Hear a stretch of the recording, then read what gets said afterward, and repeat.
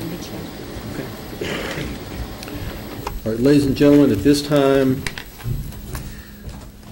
again, that we'll use a scientific method of pulling out bingo chips at random. The ones who are remaining are chosen by a random lot. So if I can have all 31 of you, please, stand out here in the middle, and the clerk will pull the names of 13 of you to serve on this trial.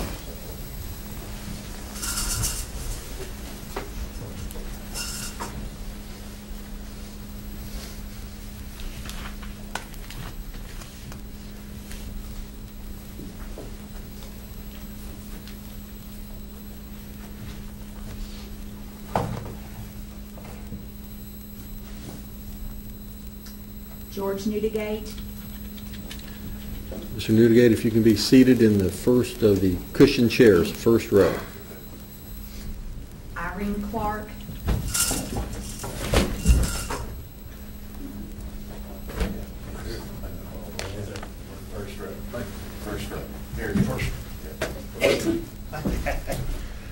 Rhonda Sullivan.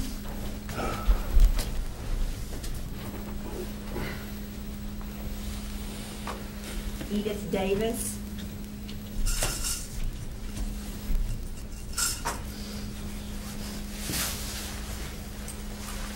Jessica Sanders.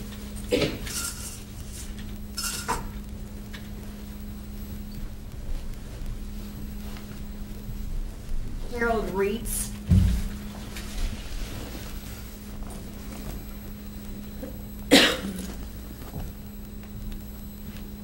Rita Hamilton.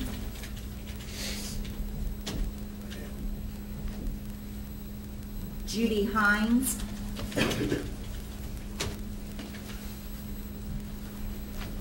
James Moose.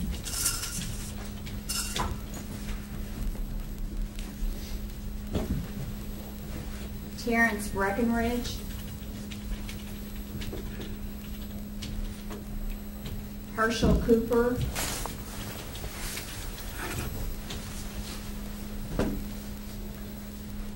Amanda Maynard.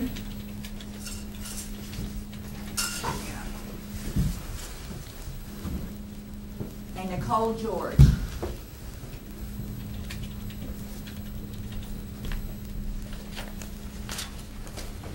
All right, counsel, any irregularities? All right, ladies and gentlemen, the 13 whose names have been called, could I have you raise your right hand, please? Do you swear or affirm that you will impartially try the case between the parties and give a true verdict according to the evidence and law unless dismissed by the court? Do you? I do. Right. You all can sit back and relax for just a minute. All the remaining jurors are free to go at this time. If you need a work excuse, you can get those downstairs at the circuit clerk's office. We still have a trial scheduled to start on November 29th. It's scheduled for 3 days. Again, may go, may not go.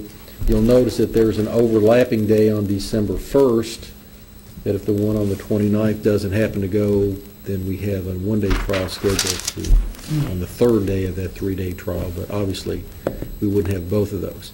But at this time, do you all have any questions or anything you all want to ask? Appreciate your being here today, and you all are free to go at this time. Thank you very much.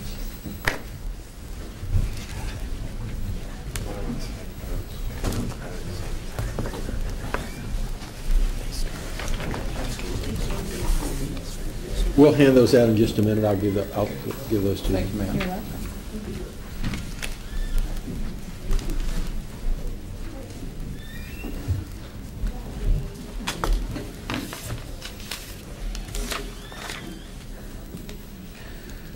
All right, ladies and gentlemen, 13 of you have been selected. 12 of you will make the final decision in this case. We do not know at this time which 12 will serve. At the end of the trial, assuming no one's taken ill or anything's happened to any of the jurors between now and the end of the trial, if we still have 13 remaining, we will at that time draw one of you 13, not to serve. So it's very important that each and every one of you, regardless of whether your name is called first or last, you have the same chance of serving on the jury and making the decision in the case. So we will, by random, choose one of you not to serve, assuming we still have 13 tomorrow. I try to take a break about every hour to an hour and 15 minutes, sometimes an hour and a half. If you need a break more often than that, raise your hand and let me know. Try to accommodate you. If you can't hear, let me know. If the heat or air conditioning, whatever it happens to be, kicks on and you can't hear, make sure you let us know.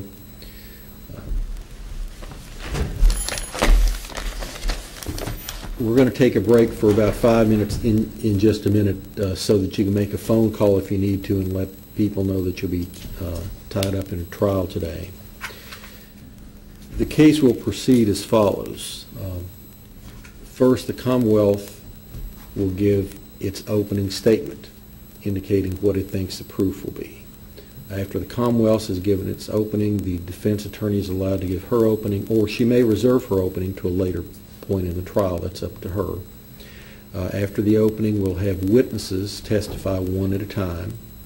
First called by the Commonwealth, ask questions, cross-examined by the defense attorneys, could be some redirect and so on.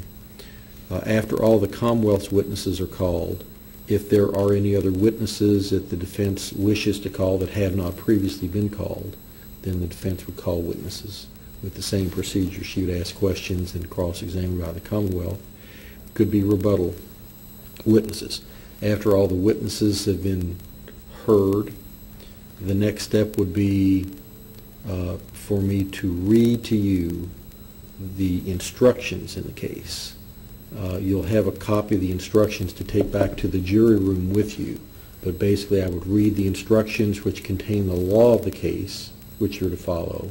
You determine the facts of the case and apply the facts to the law, the framework of the law that I give you in the instructions.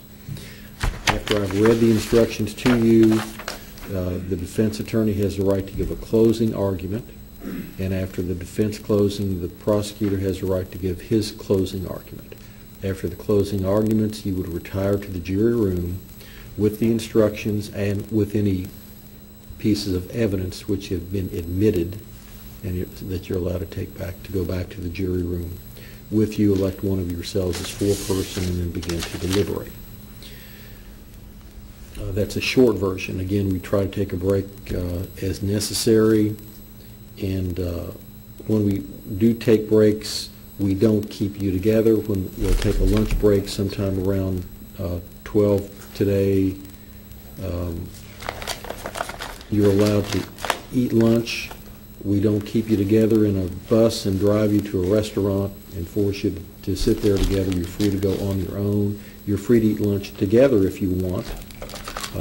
You can talk about anything in the world except the case. When you go home at night, you can watch TV, you can listen to the radio, you can read the paper, but if there are any mentions whatsoever of this case, you should not read those articles or listen to any radio broadcast that might mention a trial or this trial today. I also previously read to you the indictment in this case. Please remember that the indictment that I read to you is a charging instrument. It has no evidentiary value. At this point, you've heard no evidence one way or another in the case, and you make your decision based upon the evidence that you hear from the witness stand and the weight and you give to the evidence and the credibility you give to the various witnesses. So you make the decision as to what you believe, but it comes from the witness stand and not from anything else that you may read about the case or the indictment itself. At this time, I'm going to give you a 5-minute break to make any phone calls you need to make and let people know that you've been selected for the jury. Same admonition, don't talk about the case, don't let anybody talk to you about the case, don't discuss it among yourselves, don't form or express an opinion about the case until it's finally been submitted to you. If anybody does attempt to talk to you about the case, please let me know. take about a 5-minute break if you would, please. You're welcome to stay here if you want, but if you need to make a phone call or anything else, feel free to do so.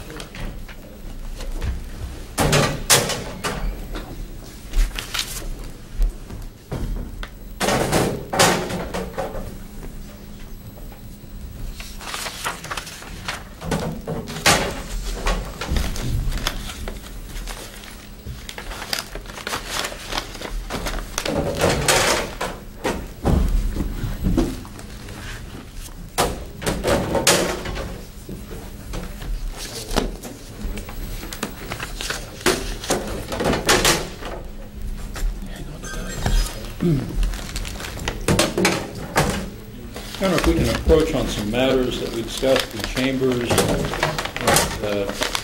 It may be necessary to do that outside the presence of the... Let's go into my office. So pretty well, son. Yeah, if you want to turn it on, that's fine. You're behind me at St. Patrick's. Yep, I'm as old. Good basketball player. Good fella too. He's all.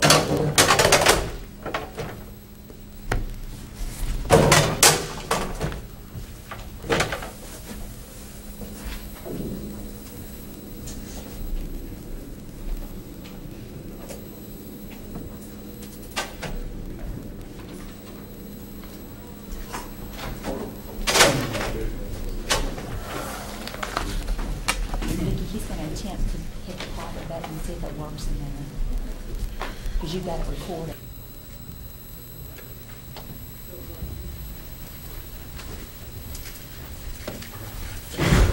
Your Honor, with regard to the prior conversation that we had here in chambers this morning about what Amy Doyle was aware of, I talked with her, with Agent Fagan, who's here with me, and about how she knew who this Joey was. And she indicated to us that she was aware of who Joey was because she had previously bought drugs from him, and that's how she knew who he was. Of course, we would not try to impose information that she had bought drugs from him prior to this, and I was not aware of it. Agent Fagan indicated to me that he wasn't aware of that before. I would exclude that in the information she may have with regard to prior purchases from the defendant hasn't been given to the defense, and I believe that would have to be noticed as That's correct, Your Honor. to do that, so if you can instruct her not to mention that. But she was aware of who he was by virtue of her prior contact with him. May I ask how you're going to establish how she knew it was Joey Osborne that Christina Kimmeter was talking about, if that's going to be allowed in? Since Christina says something about, it sounds like Joey, but it doesn't give a full name. It's my understanding that that would be based upon prior conversations that she had had with Kimmeter and Watson with regard to the... Cooperating witness told me who was bringing it and what kind of vehicle they would be driving prior to the transaction. But that's not on the tape. I think you asked her questions about the vehicle. Yes, you asked questions about the vehicle, but at the beginning Christina said something about Joey. Who's Joey? And she says Joey Osborne, but you are not taping there's no tape of any other conversations where his name comes up. It's Christina saying Joey, and then you asking Amy who he is. So I don't know how that she's going to be able to say how she knows who it is. I imagine she can say, she told me it was Joey, and I imagine the Commonwealth is going to say, do you notice anyone in this room named Joey? And you're going to point to my client, but I don't think she can say in a prior conversation that there's absolutely no record of they told me this. I assume Christine Kimmerer will testify. She Although is. Who knows? But I assume Both that she she would and- testify that she had a conversation with Joe. We've already gone into this, and she can Right. testify. I don't know that whether it's relevant that I mean, it's not being, Amy Morgan figured it was Joey Osborne or not, but it wouldn't be from her own knowledge because she didn't speak to the person. right. It would just be Christine Kimmerer. So let's try to limit that unless it becomes relevant for some other reason that doesn't strike me at the present time about whether. And again, it's on the audio of the recording That's at the end. at the beginning. No, at the beginning is you can hear the conversation with Amy and Christina. And Christina says, she's speaking very quickly, and it's not perfect, but it does sound like she says Joey. Something about Joey, like Joey's not going to wait, or he doesn't want to wait. Something along those lines.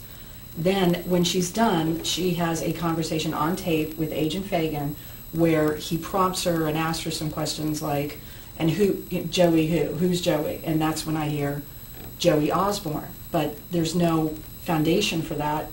I don't know about those other conversations. I've never been advised that there was prior conversations between her and Christina Kimmerer and Corey Watson regarding my client. I've never seen anything about that. So to me, it would be sort of this, I think it's going too far to say that she knew it was Joey Osborne because of another conversation that there's no proof of. That Christina said that to her is one thing, but to say, and his last name is this, and that part of it, I don't know where that comes from. And if she was told in a prior conversation about what he's driving, I don't think that's appropriate either. Well, I mean, all this is probably much ado about nothing if Mr. Osborne was a vehicle matching his description was at the scene, he was stopped a few minutes later. So, I mean, the issue of whether or not it's Joey Osborne seems to be fairly moot, but I don't think, from what I hear now, it doesn't sound like Ms. Morgan should be able to testify other than the fact that it was Joey, if that's the name she heard, as Kimmerer say. Mhm. I mean, just because you play the tape, if it's not audible, sometimes people would testify as what they heard Right. part of the conversation, so I'll let her say that much. But as far as speculation as to what, or that she knew it was Joey Osborne, let's leave that out from Ms. Morgan's testimony. That's fine, Your Honor. Whether Ms. Kimmerer can testify to it, if so, don't know, but I agree with Ms. Luzzatto as far as the foundation doesn't seem to be there as far as identifying which one it was, at least so far as what we've heard. Now, she described the truck to me prior to the deal, what I would probably be looking for. Well, you throw some things out there as well, and you are the one who, you bring up the color, and I think even after, at the end of it, you are saying things like, did you see a red truck? Did you see the red truck? She admits that she had contact only with Christina in regards to the actual pill transaction. So you do say that, and so I don't know what conversation you had with her prior to this where you told her he drives a red truck. I don't have any idea on She told that. me. But I don't know that. All I know is there's a conversation with Christina and Amy, then there's a conversation with the agent and Amy, and he's sort of in, Joey or Robert Osborne is sort of inserted into that. That's the part I want kept out. I understand that Amy's going to say, this is what Christina told me, but she didn't say his last name. And she didn't say he'll be driving a red truck. Christina did not say that. So if she got that information from Agent Fagan, I don't believe she gets to talk about that she knew that because it came from Agent Fagan or from her prior dealings with him. This is based on a If she knows he drives a conversation. red truck because of prior dealing, she can say, I know he would drive a red truck. Well, I suppose if they put it that way, like, do you know Robert Osborne and do you know what type of vehicle he drove at that time? I imagine then that makes sense. But what they're trying to say is the delivery of drugs will be made by Robert Osborne in his red truck. That's what they want Amy to testify to. I think it's enough we have to deal with Corey and Christina. Now they want Amy to testify, and she never actually had contact with him that day. All right, what was your thought as far as putting in Amy Morgan to testify that Mr. Osborne is going to?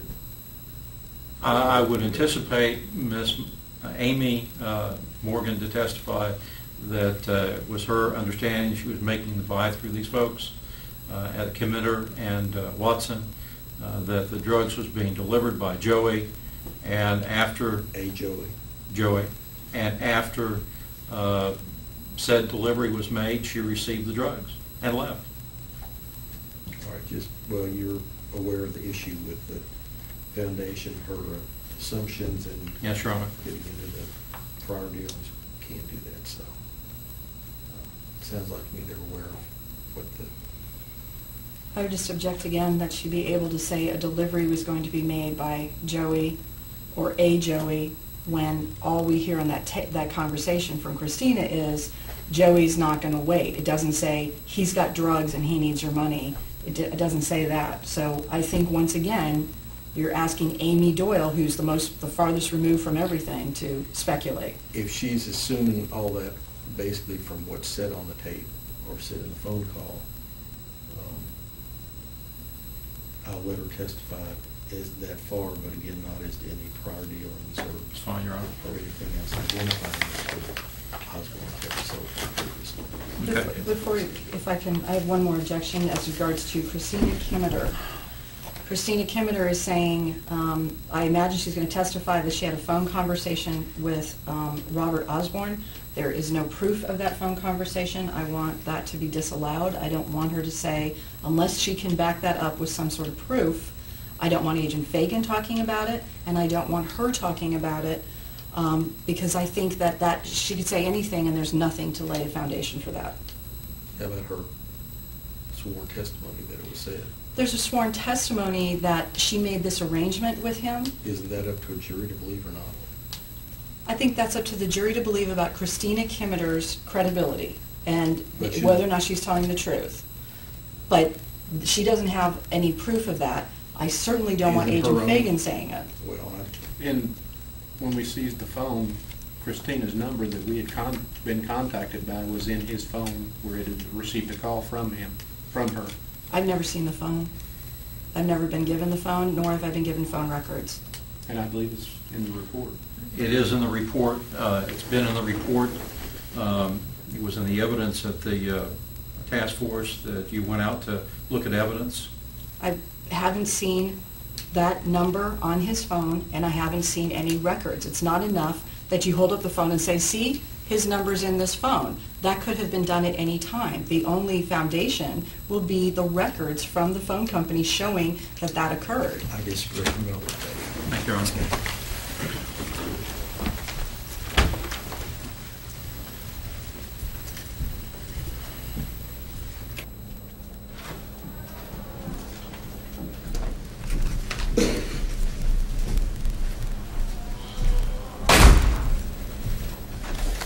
Remain seated. This County Circuit Court is now in session.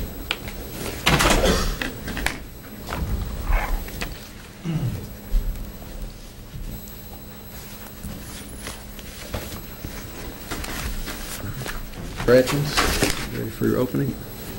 Thank you, Your Honor. Ms. Lubin's Auto. Ladies and gentlemen, good morning. The case that we have today before you is the case of Commonwealth versus Robert Joey Osborne. We got 3 counts in this: first-degree trafficking and a controlled substance complicity thereto, first-degree possession of a controlled substance, oxycodone, that was residue that was on a pill cutter, which is in the drug paraphernalia section, count 3. Pill cutter,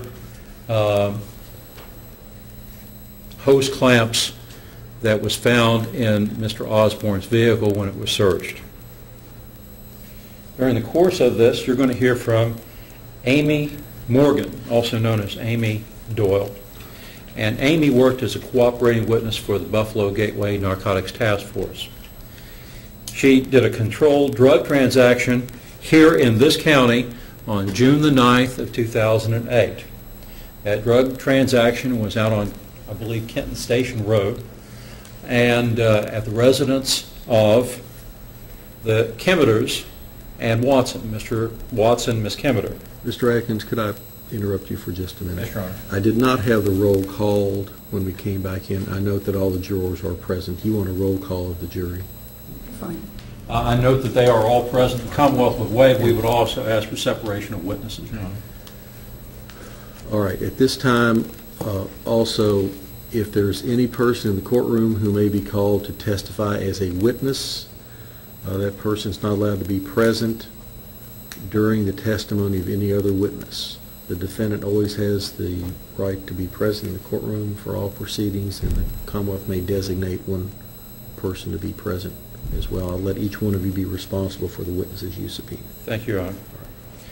In that controlled drug buy, an oxycodone or Oxycontin 80 was purchased for $100. 5 $20 bills. It was purchased here in this county, in this city, by Amy Doyle. And it was done through Christina Kemeter and Corey Watson.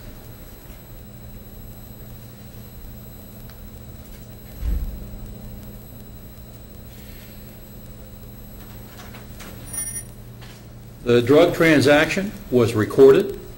There was an audio recording that was done of the transaction, and you'll have the opportunity to listen to that. It's about 43 minutes in length. Starts with a telephone conversation between Amy and Christina Kemeter. Proceeds from that with Amy going to the Watson-Kemeter residence. During the time that she was being recorded, she also had a body transmitter on. And during that time, Agent Tim Fagan was listening to the transaction. Once the transaction was completed, she turned over the Oxycodone 80 tablet to Agent Tim Fagan. Now, Christina Kemeter, mentioned her earlier this morning, and this transaction occurred at the residence of Kemeter and Watson. During the transaction, and you'll hear that transaction, there's about 40 minutes or so of chit-chat. You'll hear a baby in the residence, a child in the residence. You'll hear probably some inappropriate parenting of Miss Kemeter saying that if the child wets its pants, its butt's going to be, and I'm using nice terms, its butt's going to be busted. But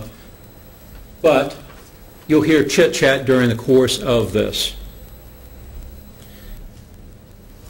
Now, Kemeter and or Watson contacted the defendant to bring Oxycodone 80 to their place for Amy to purchase. The defendant delivered the Oxycodone 80 and received $100, 5 $20 bills that were previously identified by the task force. And in the course of that, it's my understanding that Kemeter got the tablet from Watson, and gave it to Amy Morgan for the course of that transaction. Now, Corey Watson, again, he was present at that residence.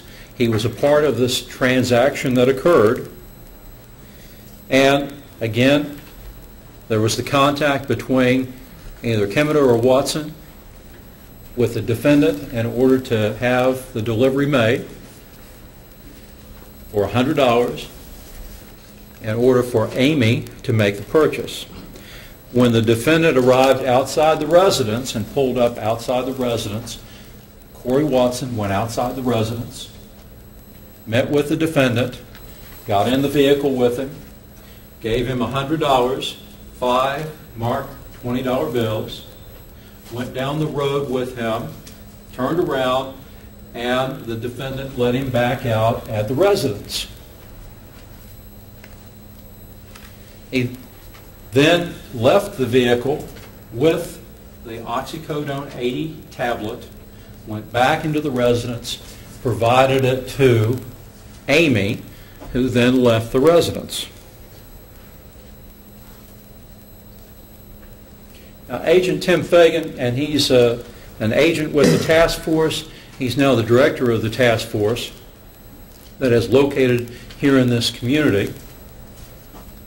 And he's the one that coordinated this controlled drug transaction on June the 9th of 2008. During the course of that, he provided the cooperating witness,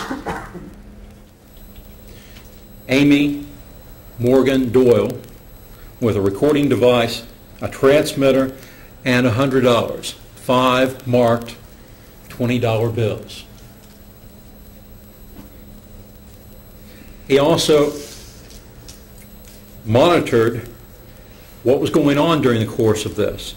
He was listening to the things that were going on with Amy in order to listen to what was going on so he could monitor what was going on at the residence. Now, Agent Fagan is one person with the task force. They have a limited number of agents. He coordinated with local law enforcement in order to help do some surveillance of the location. And that coordination was made with the sheriff's office. Agent Fagan observed this vehicle pull up outside of the residence, observed Corey Watson come out of the residence, get in the vehicle, and as I previously said, go down, turn around, come back, go back into the house, and the vehicle leaves. Agent Fagan requested that law enforcement attempt to make a traffic stop on that vehicle, that delivery vehicle. He met with a cooperating witness at the conclusion of the transaction. At that point, he received... Objection, Your Honor. May we approach? All right. I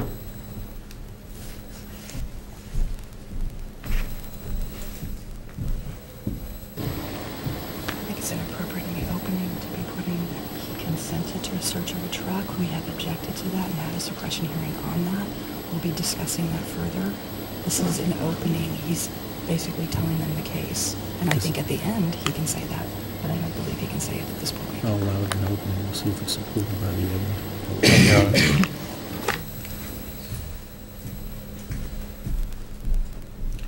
Where did I leave off?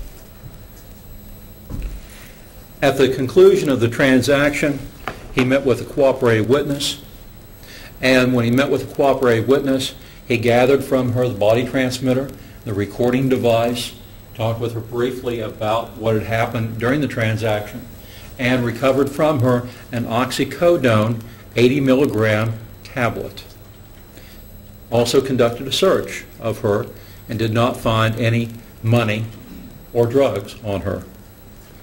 And Officer or Agent Fagan will explain to you about the steps that he went through in order to prep the cooperating witness, and when the transaction was completed, to recover the cooperating witness. After he met with the cooperating witness and released her, he went to the truck that had been stopped by Deputy Darren Hall. And the truck had been stopped, I believe, out on the AA highway area. The defendant consented to a search of the vehicle, and when Agent Fagan arrived, he observed the defendant's wallet on the seat of the truck. He checked the wallet, and it contained $100, the marked 5 $20 bills that had been used in the drug transaction, the controlled drug transaction.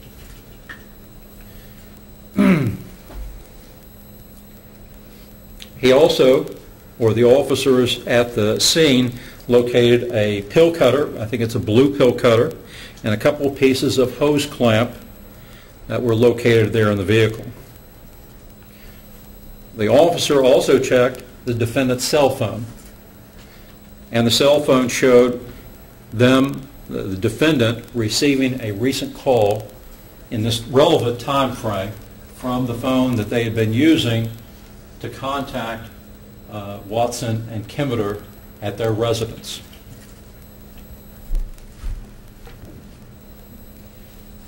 The defendant was read his Miranda rights, given his Miranda rights by Agent Fagan.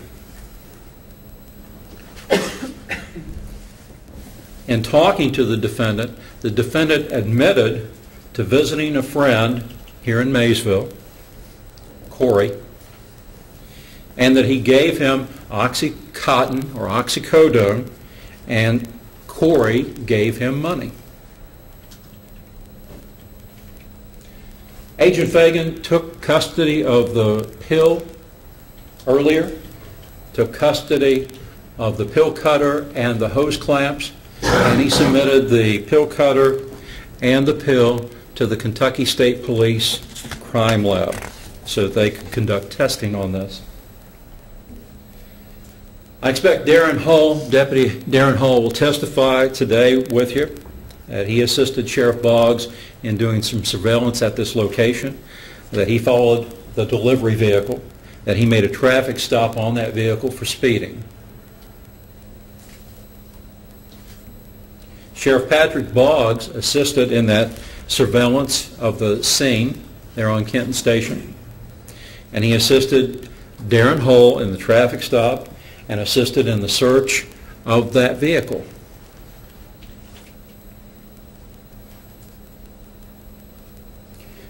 Jody Bailey, I mentioned her name earlier this morning. She worked at the KSP Eastern Crime Lab. She was a past employee there. As you heard from the indictment and what I've talked about so far this morning, this transaction occurred back on the 9th of June of 2008, over 2 years ago. Jody Bailey is no longer working there. She's currently working at the Dade County, Florida Sheriff's Department Crime Lab. She originally tested the tablet. She originally tested the pill cutter. Her supervisor at the Eastern Crime Lab is Larry Boggs.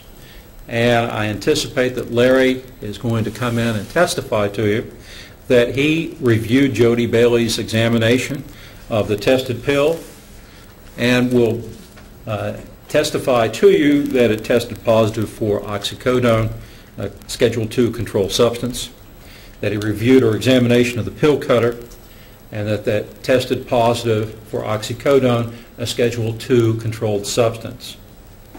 And he'll also tell you that Jody Bailey's record at the lab with regard to the testing is a business record that they keep in the ordinary course of business. When this case first happened, we discovered that Jody Bailey had left and gone to Florida. We asked Kentucky State Police Crime Lab and Agent Fagan to resubmit it for retesting.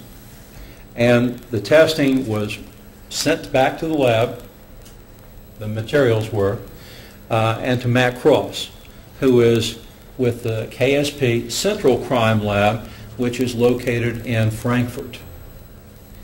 And Matt Cross tested the tablet that was submitted to him and concluded, and I expect that he will testify to you, that it was positive for oxycodone, a Schedule II controlled substance. He also was able to conduct a retest of the mass spectrometer vial that was collected when Jody Bailey originally did the testing on that pill cutter. I expect that he will testify to you, and probably Larry Boggs also, that the procedure for testing an item like a pill cutter is to conduct a wash of the pill cutter, a rinse of the pill cutter, a wash it. And they collect the liquid. And that liquid that is collected is then put through a mass spectrometer in order to see what is on there, trace elements, residue elements. And when he conducted a testing, retesting of that mass spectrometer vial that was still with that evidence. It was positive for oxycodone, a Schedule II controlled substance. During the course of the trial, some things to be thinking about. What you will be asked, dealing with count 1, is did the defendant assist Watson and Kimmeter, who sold oxycodone to the cooperating witness, by providing the oxycodone? Second, did the defendant know oxycodone was being sold? Third, did the defendant intend for Watson and or Kimmeter to sell this oxycodone to another individual?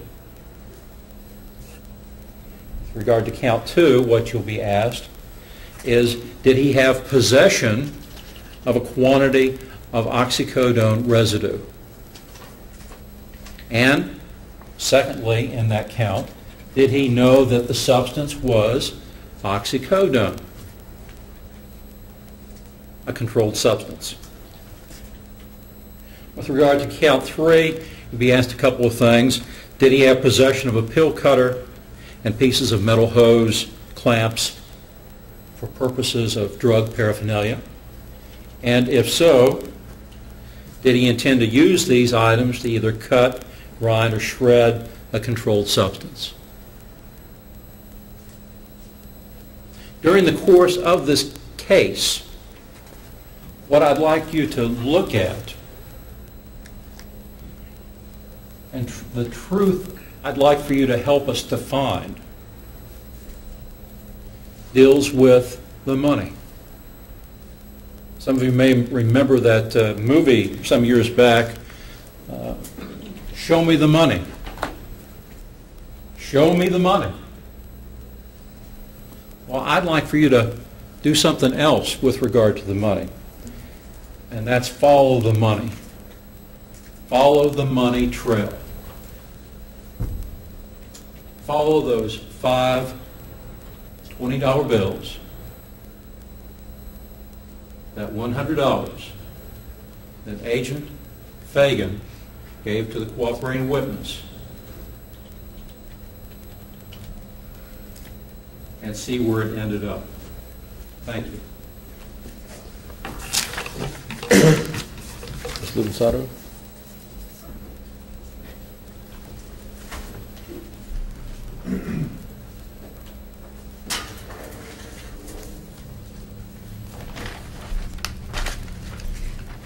Thank you. May it please the court, Ms. Ludensato? Prison counsel, ladies and gentlemen of the jury. Robert Osborne is here today charged with the offense of trafficking and possession of a controlled substance as well as paraphernalia. On June 9th, 2008, Amy Doyle purchased an oxycodone pill from Christina Kimmeter. She will be testifying to that. You will hear the evidence.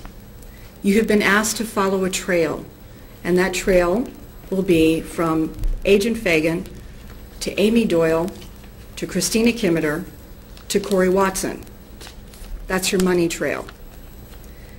From Corey Watson to Robert Osborne, there may be a connection, and you'll have to hear the evidence on that to make a decision. The evidence is going to show that the individuals who actually were involved in a recorded or controlled buy of a controlled substance are not going to be sitting at defense table. Not now, and not in the future, not on this. But they will be sitting up here because they've made deals.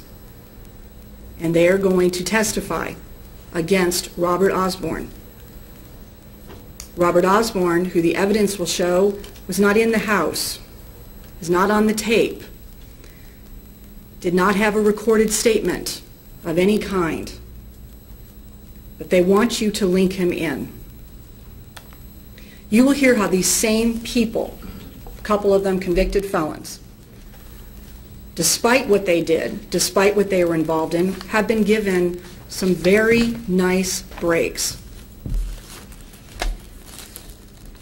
You will understand from the testimony that Christina Kimmeter and Corey Watson were the target of this task force on this day, and that task force changed its target because Robert Osborne had something to offer them that they desired more than what they were getting on tape from Christina Kimmeter and Corey Watson.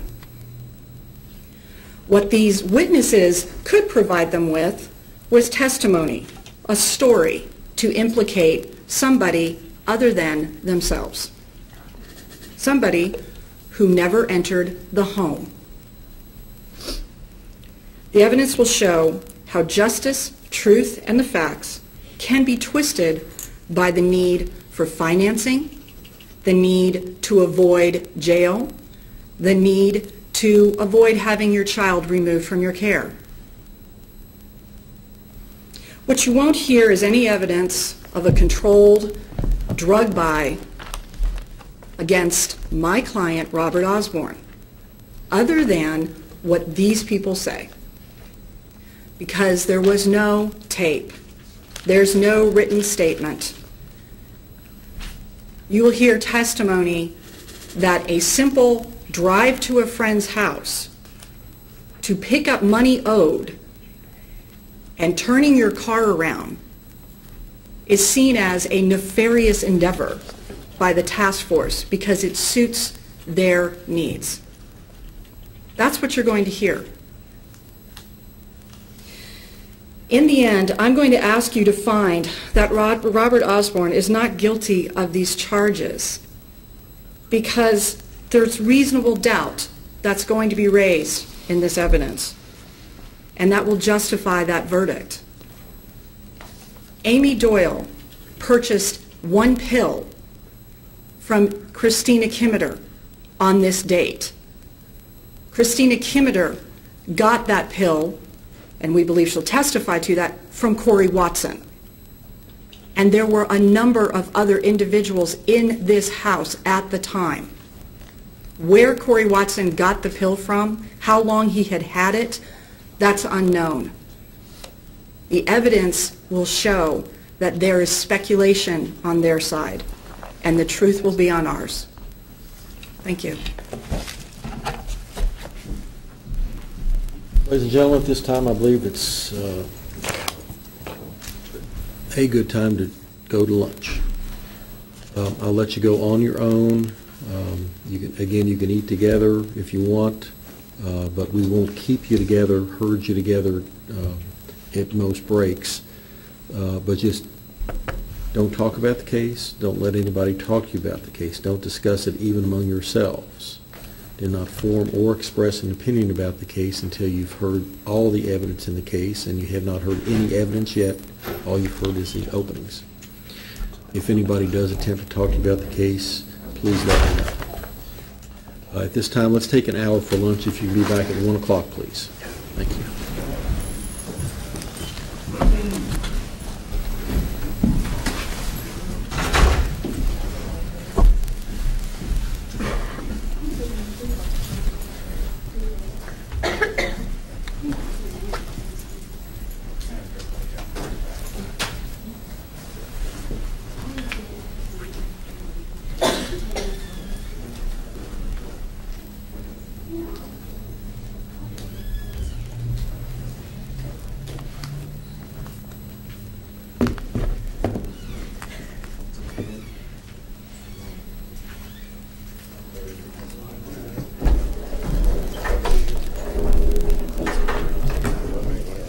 Anything we need to take up before first witness?